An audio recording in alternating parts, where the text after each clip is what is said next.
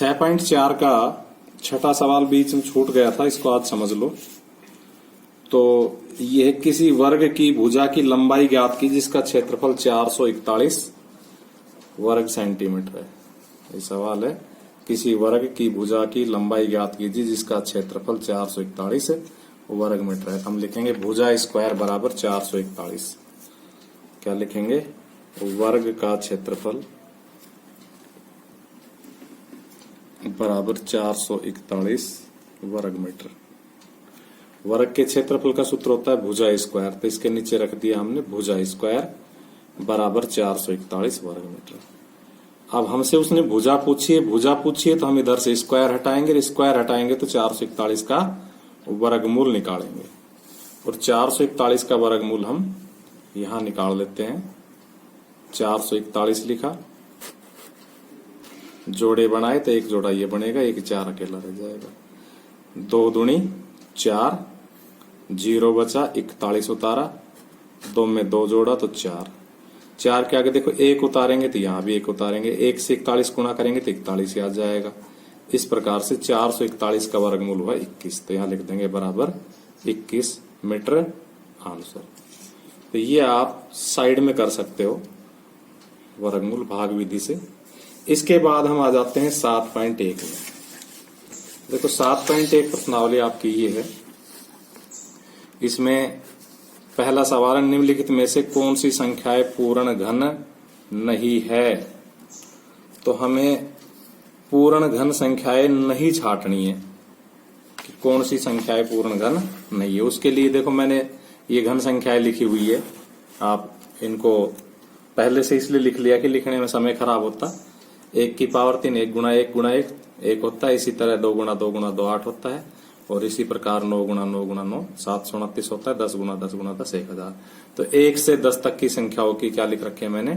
घन लिख रखे हैं। ये इस प्रश्नावली में हमें बार बार इनकी जरूरत पड़ेगी, इनकी आवश्यकता पड़ेगी, तो इनको आप लिखना सीख लेंगे और ध्यान कर लेंगे। तो पहला सवाल है हमारा 216। अब ये 216 पूर्ण घन संख्या है या नहीं, तो पहले हम इसके अभाज्य गुणनखंड करेंगे। अभाज्य गुणनखंड आपने पिछली प्रश्नावली में भी किए, वर्गमूल में भी किए। सम संख्या 2 का भाग चला जाएगा। 2 एकम 2, देखो पहले 1 में भाग देंगे, 2 का नहीं जाएगा तो न जाने की 0 लगाएंगे। अब 16 में भाग देंगे, 2 8 16।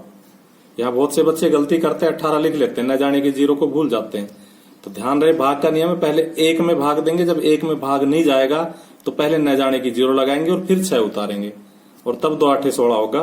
फिर 2 का भाग देंगे, 2 पंजे 10, 2 चौको 8। फिर 2 का भाग देंगे, 2 दूनी 4, 2 7 14।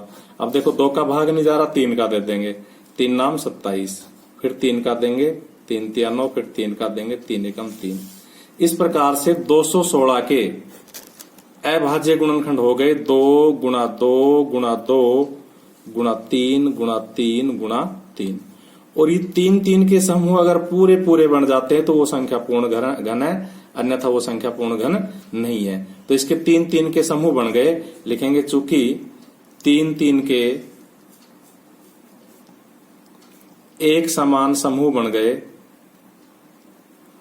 या ऐसे भी लिख सकते हैं 3 समान संख्याओं का एक समूह बनता है।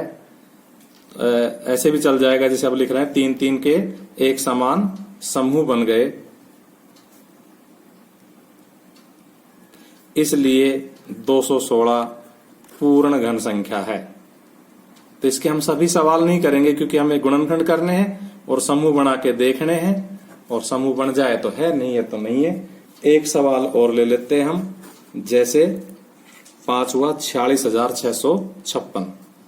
थोड़ा सा बड़ा सवाल है इसलिए ले लिया 46,656। इसके भी अभाज्य गुणनखंड कर लेंगे हम, तो क्योंकि सम संख्या हमें दिखाई दे रही, 2 का भाग दे देंगे, 2 दूनी 4, 2 तिया 6, 2 तिया 6, 2 दूनी 4, 2 8 16। ये फिर सम संख्या है, फिर 2 का भाग दे देंगे, 2 एकम 2, 2 एकम 2, 2 छिक्की 12, 2 छिक्की 12, 2 चौको 8। फिर 2 का भाग दे देंगे तो 2 पंजे 10, 2 8 16, 2 तिया 6, 2 दूनी 4। फिर 2 का भाग दे देंगे, 2 दूनी 4, 2 नीम 18, 2 एकम 2, 2 छिक्की 12। फिर 2 का भाग दे देंगे, 2 एकम 2, 2 चौको 8, 2 पंजे 10, 2 8 16। जब तक सम संख्या आती जाएगी जब तक 2 का भाग देते जाएंगे।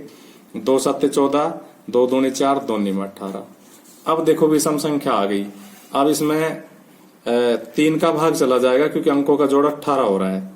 तो 3 दूनी 6, 3 चौक 12, 3 तिया 9। फिर 3 का चला जाएगा, 3 आठे 24, 3 एकम 3। फिर 3 का चला जाएगा, 3 दूनी 6, 3 सात 21। फिर 3 का चला जाएगा, 3 नाम 27। फिर 3 का चला जाएगा, 3 तिया 9। और फिर 3 का चला जाएगा, 3 एकम 3। लिखेंगे इसलिए 46,656 बराबर, सारे गुणनखंड लिख लेंगे तो गिन लेते हैं कितने हैं। 1 2 3 4 5 6 7 8 9 10 11 12 12 बर है, जिसमें से 1 2 3 4 5 6 1 2 3 4 5 6 यानी कि 6 6 ही है। तो 1 2 3 4 5 6, फिर दोबारा से 1 2 3 4 5 6। और हमें गिनते गिनते महसूस हो गया कि इसमें 2 2 के समूह पूरे बन रहे हैं, अतः ये पूर्ण घन संख्या है। अगर हम बीच के कोई सवाल लेते तो उनमें पूरे पूरे समूह नहीं मिलते बनते, तो हम लिख देते पूर्ण घन संख्या नहीं है। तो इसमें भी हम लिखेंगे चूंकि 2 2 व 3 3 के समूह पूरे पूरे बनते हैं, इसलिए 46,656 पूर्ण घन संख्या है।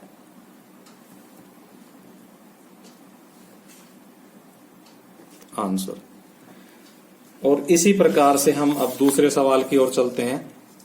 तो हमारा दूसरा सवाल है, इसमें भी हमसे ही पूछा गया, आपको एक बार दिखा देते हैं। ये देखो दूसरा सवाल, वह सबसे छोटी संख्या ज्ञात कीजिए जिससे निम्नलिखित संख्याओं को गुणा करने पर पूर्ण घन संख्या प्राप्त हो जाए। तो हम इसमें से भी कोई भी 2 सवाल सेलेक्ट कर लेते हैं। तो एक तो ये दूसरा ले लेते हैं और एक ये चौथा ले लेते हैं, बाकी आप खुद करना, वीडियो को रोक करके नोट कर लेना। 243 को, 72 को और 100 को। तो 256 से हम शुरुआत करते हैं। तो देखिए 256, इसके हम गुणनखंड करेंगे। देखो आपको अगर छठी और सातवीं प्रश्नावली ढंग से सीखनी है तो गुणनखंड में पारंगत होना पड़ेगा, क्योंकि छठी वर्गमूल के में भी हमें गुणनखंड करने पड़ते हैं और अब सातवीं घनमूल के में भी गुणनखंड हम करेंगे। तो देखिए सम संख्या 2 का भाग देंगे, 2 एकम 2, 2 दूनी 4, 2 आठे 16। फिर 2 का भाग देंगे, 2 छिकी 12, 2 चौको 8। फिर 2 का भाग देंगे, 2 तिया 6, 2 दूनी 4। फिर 2 का भाग देंगे 16। फिर 2 का भाग देंगे 8। फिर 2 का भाग देंगे 4। फिर 2 का भाग देंगे 2 और फिर 2 का भाग देंगे 1। लिख लेंगे इसलिए 256 बराबर। तो देखो यहां पर ये हो गए, ये हो गए, यानी कि 6 और 2 8 हो गए। कितने हो गए? 8। तो 8 पर लिख लेते हैं 1 2 3 4 5 6 7 और 8। 3 3 के समूह बनाए हमने, तो इस समूह में 1 2 कम रह गया, अतः 1 2 से गुणा करते ही 256 पूर्ण घन संख्या बन जाएगी। तो लिखेंगे अतः 256 को 2 से गुणा करने पर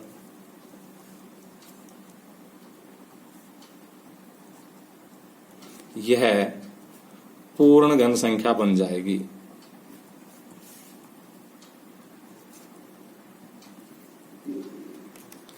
इसी प्रकार से हम चौथा सवाल ले लेते हैं 675 वाला। देखिए इसके भी अभाज्य गुणनखंड हम कर देंगे। विषम संख्या है, 2 का भाग नहीं जाएगा, 3 का भाग 6 7 13 5 18 चला जाएगा। 3 दूनी 6, 3 दूनी 6, 3 पंजे 15। फिर 3 का भाग चला जाएगा, 3 7 21, 3 पंजे 15। फिर 3 का भाग चला जाएगा, 3 दूनी 6, 3 पंजे 15। अब 5 का जाएगा, 5 5 25। अब 5 का जाएगा, 5 एकम 5। लिखेंगे 675 बराबर 3 गुणा 3 गुणा 3 गुणा 5 गुणा 5। तो यहां समूह बनाए तो देखो इसमें एक 5 कम पड़ रहा है। लिखेंगे अतः 675 को 5 से गुणा करने पर यह पूर्ण घन संख्या बन जाएगी।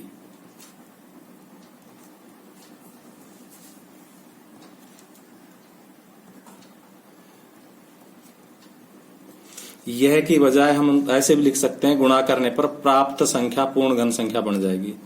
प्राप्त संख्या क्या बन जाएगी? पूर्ण घन संख्या बन जाएगी। यहां पर भी ऐसे लिख लेंगे, प्राप्त संख्या, क्योंकि जब गुणा करेंगे तो ये 256 ही थोड़ी रह जाएगा, ये कुछ और हो जाएगा। तो वो जो संख्या कुछ और आएगी वो पूर्ण घन संख्या बन जाएगी। ठीक इसी प्रकार यहां जब 675 को 5 से गुणा कर देंगे तो जो हमें प्राप्त होगी वो संख्या क्या हो जाएगी? पूर्ण घन संख्या हो जाएगी। इसी प्रकार से हम तीसरा सवाल ले लेते हैं। इसमें भी उसी तरह से सवाल है, ये दे रखे हैं। इसका एक ही सवाल अपन ले लेते हैं कि किसका भाग देने पर। तो कोई सा भी एक सवाल हम सेलेक्ट कर लेते हैं, 704 का ही ले लेते हैं, बाकी आप खुद करना। तो पांचवा सवाल है 704। तो इस 704 के पहले हम गुणनखंड करेंगे। तो देखो 2 का भाग जाएगा, सम संख्या है, 2 तिया 6, 2 पंजे 10, 2 दूनी 4, फिर 2 का भाग जाएगा, 2 एकम 2 और 2 सत्ते 14 और 2 छिकी 12, फिर 2 का भाग जाएगा, 2 आठे 16, 2 तिया 6, 2 अट्ठे 16 और 2 आठे 16, क्योंकि हंसी लेख बची थी उस पर ध्यान नहीं दिया। 2 चौको 8, 2 चौको 8, 2 दूनी 4, 2 दूनी 4, 2 एकम 2, 2 एकम 2 और अब सीधा 11 का भाग जाएगा। इस प्रकार से 704 बराबर क्या आ जाएगा? देखो ये 3 2 है, फिर ये 3 2 है, फिर ये 11 है। तो 1 2 3 4 5 6 और 11। इसमें अगर हम 3 3 के समूह बनाए तो 2 समूह तो पूरे बन गए, 11 फालतू है। अतः अगर हम इस 11 का भाग दे देंगे तो प्राप्त संख्या पूर्ण घन संख्या हो जाएगी। लिखेंगे 704 में, इसलिए 704 में 11 का भाग देने पर प्राप्त संख्या पूर्ण घन संख्या होगी। इसके बाकी सवाल आप स्वयं करेंगे। और अब हम चौथे सवाल की ओर चलते हैं। तो हमारा चौथा सवाल है, क्वेश्चन नंबर 4 आपको दिखा देता हूं एक बार। परीक्षित प्लास्टिसिन का एक घना बनाता है जिसकी भुजाएं 5 सेंटीमीटर, 2 सेंटीमीटर और 5 सेंटीमीटर है। एक घन बनाने में, यानी कि इन घनाभों को जमा जमा के घन बनाना है, तो उस घन बनाने के लिए कितने घनाभों की आवश्यकता होगी? तो हम सबसे पहले लिखेंगे घनाभ की भुजाएं। घनाभ की भुजाएं, और हमसे घनाभ की भुजाएं दे रखी है 5 सेंटीमीटर, 2 सेंटीमीटर और 5 सेंटीमीटर। लिखेंगे इसलिए घनाभ का आयतन, और घनाभ का आयतन होता है लंबाई गुणा चौड़ाई गुणा ऊंचाई। आगे चल के आपके इसी मैथ में आएगा, घनाभ के आयतन का भी सवाल आएगा, तो आप आज ही याद कर लो, लंबाई गुणा चौड़ाई गुणा ऊंचाई ये होता है। तो इसमें देखो लंबाई 5 है, चौड़ाई 2 है और ऊंचाई 5 है। अब इसका घन कब बनेगा? जब हमारे पास 5 का समूह बने। तो 5 की 2 संख्या है तो 1 5 और हो, कितना हो? 1 5 और हो। तो हम क्या लिखेंगे? पूर्ण घन बनाने हेतु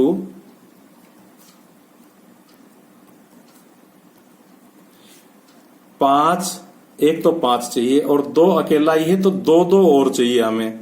इस प्रकार से अगर 5 दूनी 10, 10 दूनी 20 से इसको गुणा कर देंगे तो पूर्ण घन संख्या बन जाएगी। तो पूर्ण घन संख्या बनाने हेतु 20 से गुणा करना होगा। जब 20 से गुणा, इस आयतन को 20 से गुणा कब करेंगे? जब ऐसे 20 घनाभ लेंगे, क्योंकि एक घनाभ का आयतन तो ये हो जाएगा, तो 20 घनाभ का आयतन 20 से गुणा करने पर आ जाएगा।